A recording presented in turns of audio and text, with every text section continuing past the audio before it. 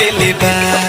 हे भगवान हे माई आइबा पशु के सहारा में आपस में ही तो लड़ा दिले बा। तोहरा नकावा के नथुनिया जान झगड़ा करा दिले बा। ऐसन देखनी ना आज ले भसान झगड़ा करा दिले बा। धूमधाम से होत रहे माई के विदाई लड़ा दिले बा। तोहरा नकावा के नथुनिया जान झगड़ा करा दिले बा। ऐसन आज ले ना देखनी भसान झगड़ा करा दिले बा। गोली चलावा दिले बा। ऐसन आज ले ना देखनी भसान गोली चलावा दिले बा। बड़ा भारी लागल रहे खाम पर के मेला पिन्ही के लहंगा जाली हो। ऐसन कमर हिला के नचलू हो गइल पूरा खाली हो गइल पूरा खाली हो। बड़ा निमन लागल रहे खाम पर के मेला पिन्ही के लहंगा जाली हो। ऐसन कमर हिला के नचलू हो गइल पूरा खाली हो।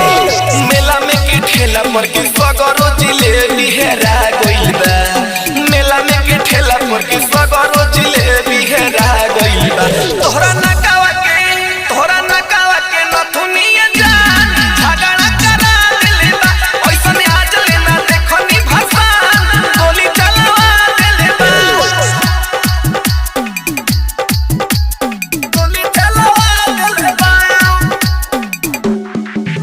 ऐसन आज ले ना देखनी भसान गोली चलावा दिले बा।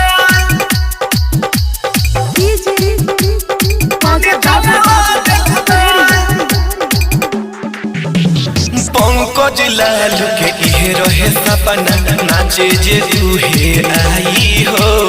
जवन गाना के होई फरमाइश वही पर कमर हिलाई हो वही पर कमर हिलाई हो। पंकज लाल के इहे रहे सपना नाचे जे तूहे आई हो।